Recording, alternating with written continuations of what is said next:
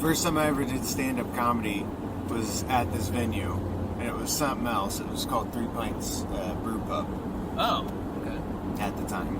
So, like, they were brewing their own beer, and, you know, like, I was supposed to be, like, I was, like, hired to be an assistant manager, but basically I just, like,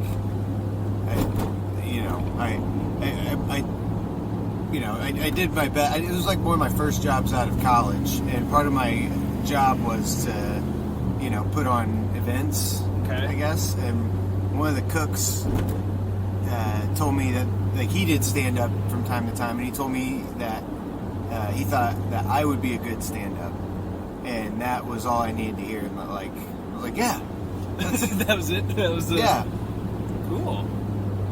I mean, I don't know. But I did my very first show at this place, and I booked it myself. And it was a good setup. Yeah. But I tried to do like 15 minutes my first time.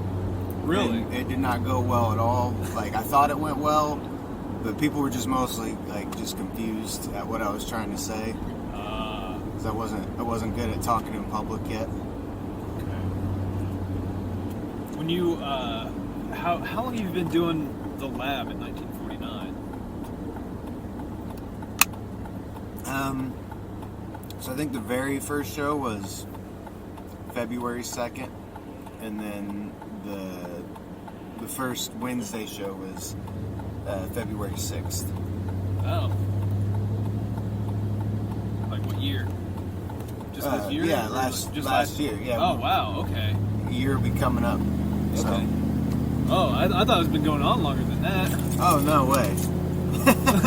That's good. That's good, though. I think it's been... Yeah, it's like you look like you know what you're doing. Yeah? Even if you don't, you have me fooled. Yeah, well, that's part of the propaganda. Oh, yeah, the propaganda. So, conspiracy theories, military, and space. I tell people I'm full-time comedy now, but I also do Uber on the side about 50 hours a week. You know, ultimate side hustle. Yeah. But no, I listen to a ton of podcasts and stuff, and I go, like, I don't subscribe to everything that people say on these podcasts. Yeah. I just like the deep dive and like making me think about it, or like, you know, even if I call it in my head, I'm like, that sounds like BS. You know. Do you do? I pick and choose on some stuff. It's like, that kind of adds up, or this doesn't make. No, it's still too far fetched. Yeah. Like the whole like birds aren't real, like they're all government spies. Oh snap! You haven't heard that one?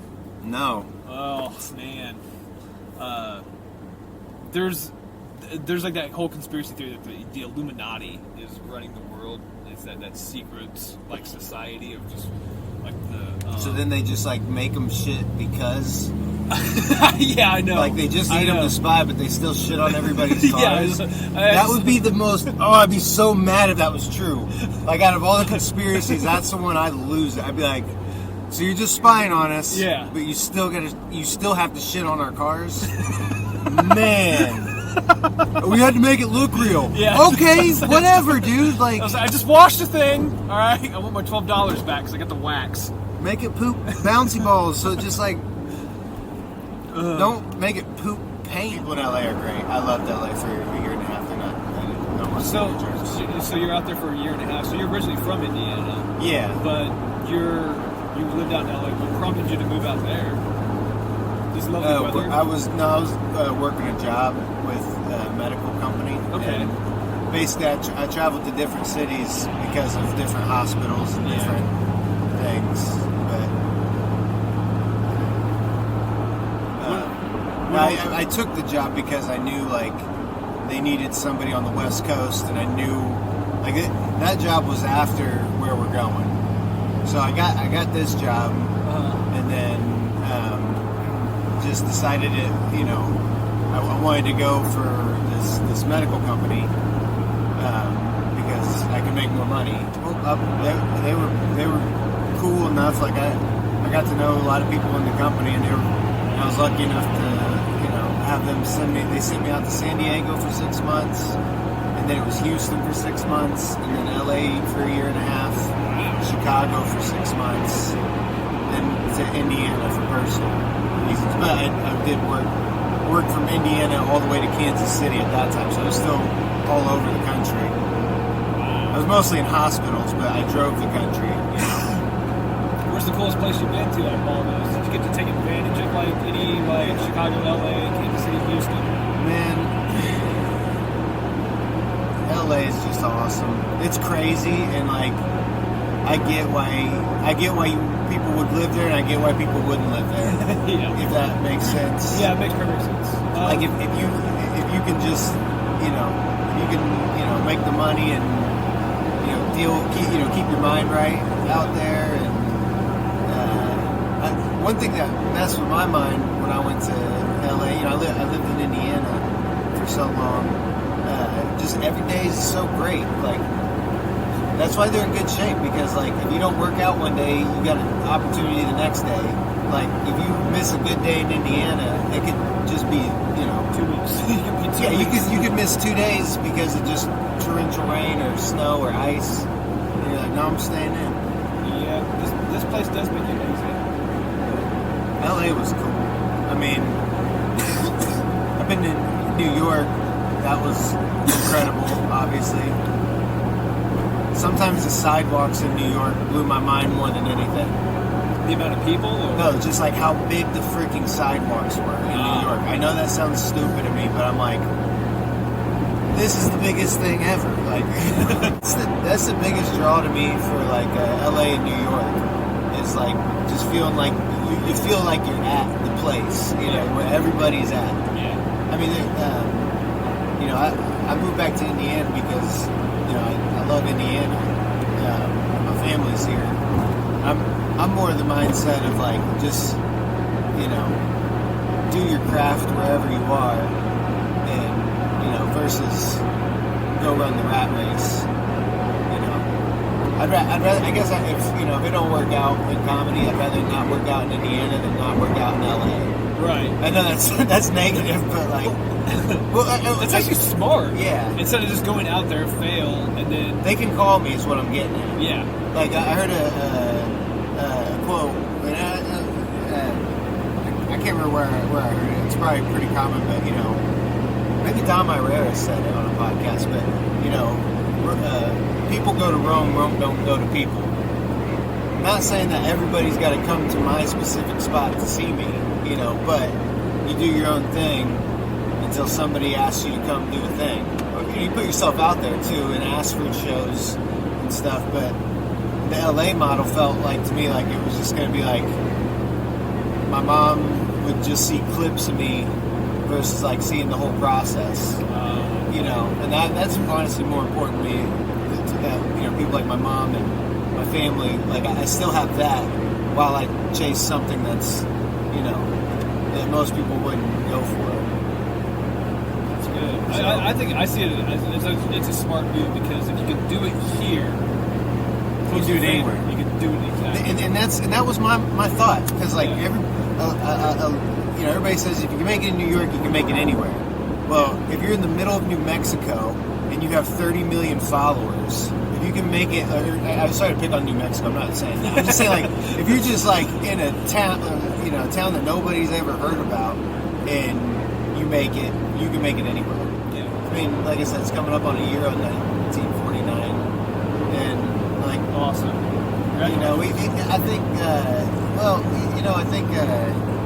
I started it because, like, A, I thought it would be a fun thing to do, but B, like, I wanted to force myself to write the way I need to.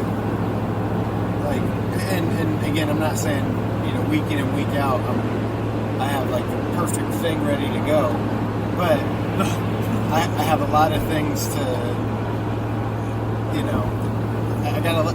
I'm stockpiling, if you will. Yeah, there you go. You know what I mean? And that's what I do a lot too. And that's why I got the show, because I was like, I don't think of it as like competitive, but I think of it as for myself, like, you can't wait. I don't, like, some people, I don't want to wait to be offered somebody like, hey, write an hour. I give them an hour, and then I gotta write a whole new hour after the first hour. I don't want to just, like, if that time ever comes for me where, like, people do want that much time, I want the next thing ready to go. Like, I don't want to, I want to anticipate it. I don't want to be like, oh my goodness, they want another one. Like, so like that's why I try to write at that pace. But that was just kind of like I said, it's kind of a catalyst to that. I feel like it's a muscle that I don't know. So have you ever heard of the War of Art? Yeah. Not Art of War. Yes. War of Art. Yes, yeah. It's a really good book. I forget if I have that on Kindle, if I have like the paperback version of that. But yes, very good book. I actually put the boot in my ass to do this. That did? Yeah, that's the one where it's just like, ugh, not good. No, but I think what I think it all comes down to. I mean, I'm getting probably a little too deep with it, but the big reason is because, like I said, you want to create more comedy, and sometimes you don't always do it like you should. And in my head, I was like, if I have a show that I have to go to every single week, I got to be ready to say something. Yeah. And it forced me to have to, the War of Art talks about, like, what you want to do is not really difficult. It's the resistance that you have to just sitting down and doing it. That's the hard part. It's kind of starting to turn into a bit of a golden era of comedy in Indianapolis, and maybe just like a lot of places in general, where comedies, a lot of people are doing a lot of good things, and there's a lot of access to, get better at it. But it wasn't always like, I feel like and maybe I'm wrong, because I traveled for like 7 years, and then came back to Indiana, and I had to figure out the comedy scene too. This is where somebody told me they thought I'd be funny if I did stand up. Oh. And I was like, oh, we should do a show here. So I was working here. It used to be a Three Pints Brew Pub, and I was like in charge of events and things like that. And I was like, hey, I'll put on a show, and I'll do 15 minutes. First time ever doing comedy, it looked really bad. Like, I almost quit. But actually, I did so bad that I was like, I can't quit until I have a good set now. Like, like when you miss a shot in basketball, you're like, well, I got to stay here now. I got to at least hit something, But after this show, I had a set, I think it might have been at Morty's at the time. But I had a couple people laugh, and it felt awesome, and I was like, okay, I'm addicted. I'm going to be a comedian now. So, but yeah. It's a different place now, but it's a good time. I was terrible at my job otherwise, but that night it was a good show. We had the place packed, and Rob Wilfong came out, crushed. I think Rick Garrett might have been there that night. Rob Wilfong's funny. Yeah, no, he destroyed that night. So it was like, if he wouldn't have came, it would have been just me ruining the mood for like everybody's dinner. Yeah, I might have done child cry. The thing is, I didn't realize how bad I did until I got off stage. So like, who knows? I might have been up there for like 20, 30 minutes. Like, just like made people quit comedy that didn't even do comedy. I just watched comedy.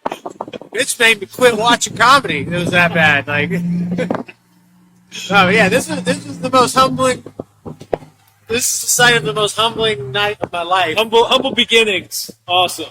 I had people that were confused. A couple people asked me if I was gay, which is no big deal. I didn't.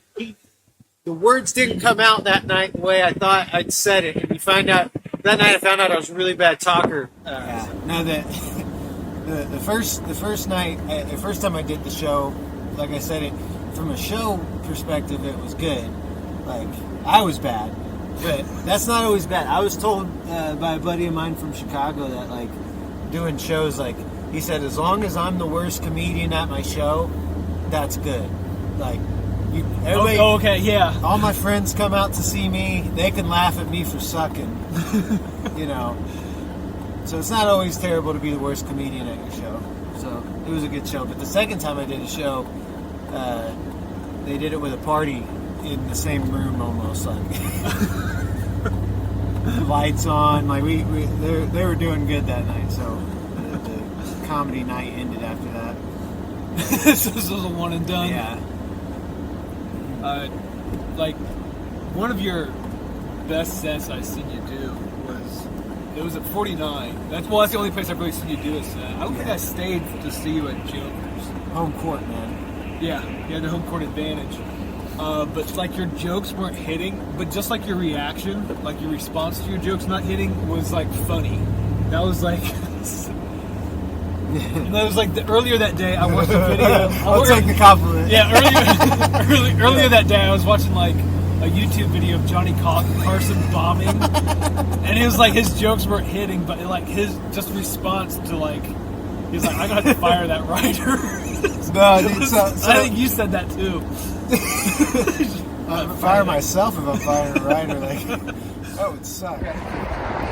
This is the Sale Theater for Indie Fringe. This is where we're going to have our Catch Your Breath comedy show on February 29th at 8 p.m. And there's going to be a February 28th show too. So all the tickets and proceeds will go to American Lung Association. I'm hosting it. Jeff Oskey headline. A couple other good comics will be there. Lisa Sears. Tony Sanders. I'm really excited about this show because I actually lost my dad to lung cancer, and it was really difficult for him, and it was a lot that we went through. So this is kind of for me a way of fighting back with things that people go through with that. So we're going to try to bring some laughter and joy in the world while we raise some money. That's the one, Marv. That's the silver tuna. The old national rot. That's whatever you call it now. You're right. Nah, man. If I gotta buy the place out and sell the tickets, I'll do it. No such luck in the bathroom. No, I guess they don't want my business. Oh man. Nah, but yeah, one day, like I can't help it. Like, it feels like you're walking into a movie theater, and that's what I want it to feel like when you come to see my show. Yeah. Like, obviously, who doesn't want that? But like, yeah, just there's a 360 view photo of Clues. Yeah. Yeah. And I was like, wow, that's cool. But I like it the setting here. I saw Ron White here in the theater. I saw several bands play at the Egyptian Room. I saw Ron White in the theater, and there's a group called Pussifer in the theater as well. And I just love it in there. Whoa, this thing is going to probably hit the curb.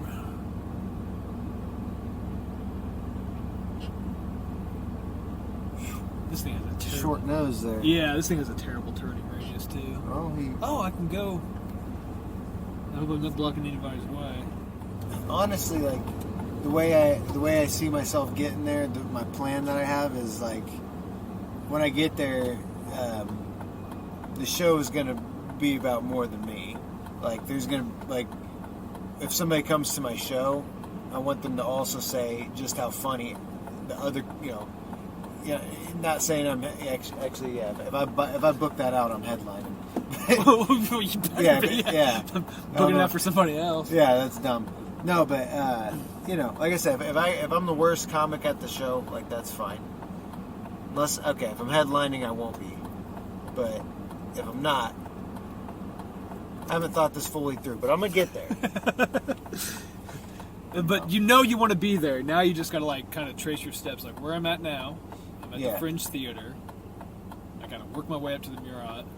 If I have to book the place, yes, but how am I going to do that? Well, I just kind of see it as like just exercises of like get a date, get funny comics that are willing to market the show, see what the results are. We learn from what we did, and then book another show. And eventually you have a track record that you can talk about, or you've sold X amount of shows and sold this many tickets that it just makes sense to do the Old National once every 6 months, or but that's why it's important to have things that are raising the tide, because if I do a lot of shows in Indianapolis, I need to find good comics and pay good comics. Yeah. So do you want to play around the country? Do you want to perform around the country? Yeah, definitely. I see it as like you just keep kind of working your way further and further out, keep in the country. Yeah. And YouTube and social media. That's really my biggest focus. Oh. It doesn't totally show, but I'm always thinking like this year, I got quite a bit of I got plans on how I'm going to be getting content out and what I'm going to be showing people and what I'm going to be holding back from people that you have to come to the show to see. Oh, you know what I mean? Yeah. I'm going to be creating content and having, the show content that you're not going to see it unless you bought a ticket. Right. Yeah. You don't want to you don't want to show them the whole hand. Yeah. I said, I got a couple ideas. I know how I'm going to do that. So okay. That's the goal this year. But no, the biggest thing really is what it's always been about for me, and the same reason I started the 1949 show is I'm trying to be as funny as I can possibly be. So I still kind of put it on myself to influence people to want to come see me, to see what I'm doing that's new. Yeah. Force myself to put out new things so that people have a reason to listen to something else that I've done, and do more stuff like what you're doing, podcasts. And it's to me this is my form of networking, and maybe could use it as go to 1949, try some material there. I can probably squeeze something in here if it's relevant. It's just I think doing comedy is something where it's just anything can be a platform, and it's cool to see you build your own stage. You started the lab in 1949. So I started this, so it's just I'm just going to make my own work. So, yeah, and the thing is, if it just leads you down a path, and gets you go. I think it was Woody Allen or somebody, I can't remember who it was, that said just start doing something where you're at versus that's what I was saying. That's kind of when I went to LA. It was great. I loved LA, but it was I was in hospitals all the time. So you didn't get to see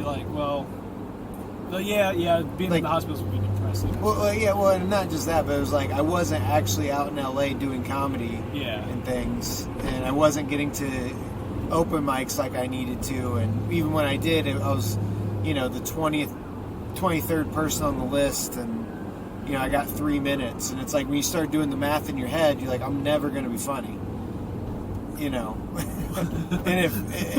if I have to wait this long to do 3 minutes from time to time. So,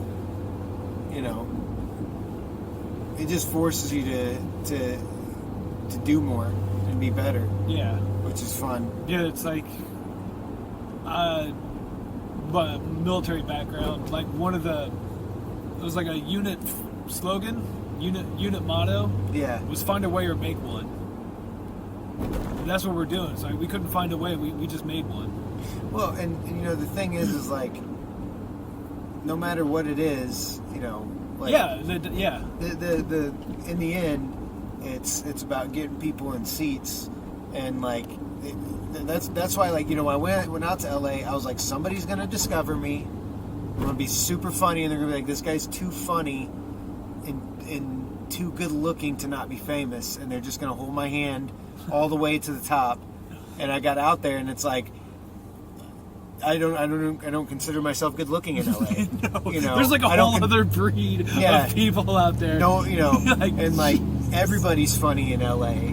You know, so like, why listen to anybody?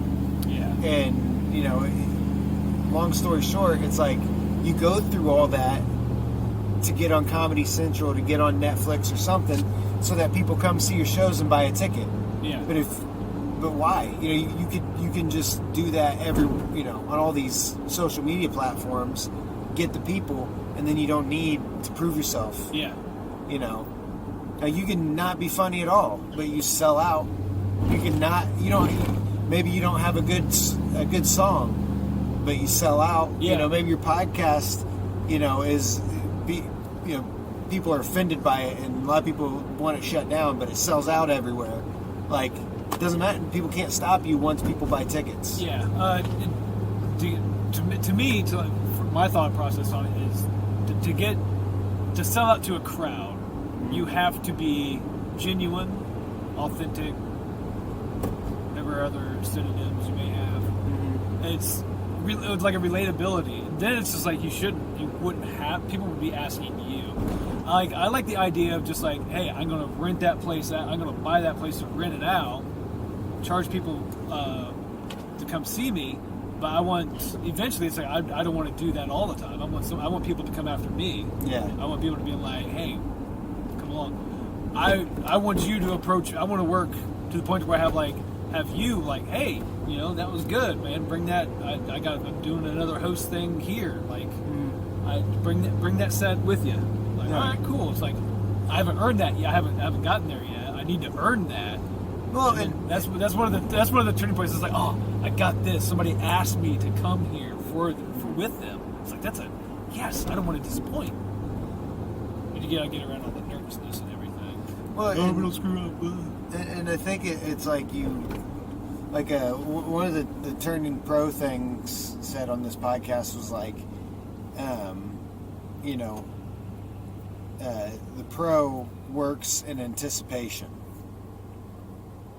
And it was like, essentially like, I haven't been writing as much as I should this year, but I typically write. It's only January. Yeah, but I typically write 6 to 8 hours a week.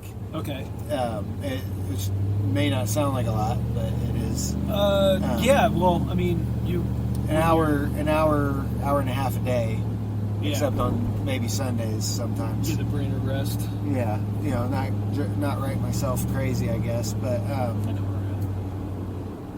we're at. But what I was getting at is like, you have a time and a place to practice, and you just show up like a pro would, like in basketball or something. You're just there because you're a pro and you're not missing practice. Because you're gonna play. You anticipate playing some, next season or Sunday or the Super Bowl. But in a comics mindset, some people are like, oh, how am I doing? Where am I at? But me, I try to not think like that because that kind of leads to ego stuff. For me, and it makes me not fully write jokes because I lose faith in it. I don't. It gets weird, and I don't bring it. I don't finish writing it to bring it back around to the payoff of what because people will follow you. You just gotta give them a payoff. Yeah. And I'm not saying I do that every time, or I'm like the best comedian in the world. Yet, I'm bullshit. But no, yet. I mean, hold your oyster, man. You build the platform to do it. But what I'm getting at is like you don't even think about that. You think about, okay, this is where I write, and I write at this time, versus and I keep saying the amateur. This is what the podcast says. I'm not calling any. They're just talking about two sets of behaviors. They weren't calling anybody an amateur, but they said the amateur waits for inspiration. The pro, shows up and anticipates the inspiration. Kind of like how Michael Jordan, he had that one thing where he says he's missed this many big game-winning shots, he's like all the he like listed off all the mistakes, all of his failures, but you look at like all the stuff that he's won, it just kind of overshadows all all the mistakes and failures that he's done. Yes, and that's a good point, because like that's another thing that I think about a lot, or not a lot, but I know it's true. You know, one good year changes everything. Yeah. When you're doing something for yourself. There's no luck in this. It's all hard work. Yeah, but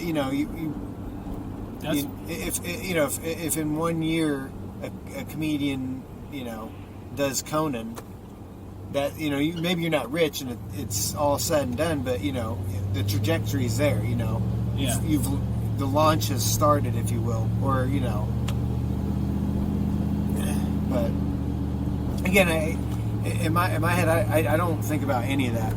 I try not to think about how good I am or how much I sucked sometimes. I try not to think about, because I feel like it slows me down from just like thinking of, okay, what's the next funny thought that I can put together and deliver on stage. I like the different perspectives on writing and inspiration. It's like everybody's got their own writing style. Everybody's got their own, vantage point on this. I like the differences in it. That's what makes it unique. Mm-hmm. That's why it's like comedy will never die. Comedy will never go away. People love to laugh. People love to have a good time. I think it's a brain condition. Yeah. Good or bad, I don't know, but I kind of squashed my fucked upness. Yeah. And I'm trying to look for it again. Yeah. So I'm trying to go back into like just that messed up mindset that I had and like rediscover it. Here's 46th Street. Here we go. And use that as like a tool and not just like a weapon of mass destruction against myself. A little older, a little wiser. Well, and like the more you do it, like what you're saying, like just comes through in your set, and that's like people learn about. Like I feel like some people got characters. You don't really get to see the real comedian, but a lot of times I see comedians being like, and I've heard a lot of people say this, but they're like a version of themselves, or they're teaching the audience something about themselves. Yeah, yeah. And you could say that's just too much personality these days, but that's what sells these days. It's a good time to be alive. Well, and honestly, I feel like it's like almost like an evolution of comedy thing. Like, in the beginning of like black and white TV, when there's like when Lenny Bruce was Lenny Bruce. Yeah, maybe even before that, when there's one guy saying something, the other guy knocks it out of the park. Stand-up comedy was a two-person, like one guy was the setup and one guy was the punchline. Oh, okay. And then eventually, stand-up comedy was Lenny Bruce, all coming from one guy, and he was, outrageous and shocked people with kids at that time. But then and then it got like there's just been so much over time, but it's just like it's almost like the audience needs to be talked to a certain way now. Like it's like more and more and more engaging almost with the audience, to the point where like you see what Chappelle's doing, where it's like, and what I mean by that is like I'm talking to the audience. It's not just talking at. Yeah. So that's like takes away some of the genuineness of it. Well, I know what you're talking about, and this is it right here. This is it right here? Yeah. This is Klaus. Okay. I went and saw, me and my wife went and saw Crime Junkies here. Okay. And, like, they freaking sold the place out. And, like, everybody, like, people were going nuts. Like, yes. I thought my wife, like, thought she was, like, the only person that liked crime stuff. It's like, people can't get enough of it. I'm... It's like vampire books or something, I don't care if I got to book 10 comics for it. We're doing it. There, see Bert Kreischer. He's up on the board right there. That's what I'm saying. Like, I feel like there's a lot of opportunity. There's so many big names coming through Indianapolis now. Yeah, especially with like Helium being in town. Yep. The National Club. It's just we can make it what we want. Yeah. Like, and that's why it's awesome to see so many. Anytime somebody does something good, it's good for everybody because it's gonna be a. I always think in brand terms, like if there's a ton of Indianapolis comics that are getting booked and doing shows and doing big venues and making money. It just becomes like an accepted thing. Yeah. That Indiana that's where you can get a good comedian there easy. Yeah. Yeah. So like you don't just make it so you don't have to look very hard. Yeah. It's like I want to be able to advertise as many people as possible with this, and I had fun. This has been a fun day. Yeah. So I really enjoyed it. To tell you, but you have to be the bad neighbor. Like I can't imagine where you live. Where Nick's a real stand-up dude. Like this is his first house arrest. And the inferiority don't worry about it, man. Like that's why you're a comedian. Like welcome to the club. That's like the equivalent to being like, "Hi, I'm Mitch, and I'm an alcoholic." It's like the same thing. No, I used to drink. Really had it under control, but decided to quit. Really had it under control. Tried to drink wine for a little bit. Issue with wine is you can never tell when you're puking blood. I had it under. I had a whip though. I had a whip. This is a good outlet if you're trying to quit drinking. One thing that's not a good outlet. I saw this on a commercial, so I feel like I have to speak on this. The guy that quit drinking with fantasy football. Have you seen this shit? Like, it's a commercial about how this guy used to be a huge alcoholic, and now that he meets with his friends for 17 weeks, trying to pick a fantasy lineup, he doesn't drink anymore. Something you can gamble on. That's...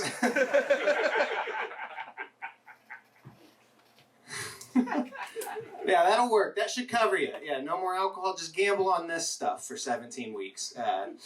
Look, guys, I watched Dolomite last night, so I'm feeling dangerous.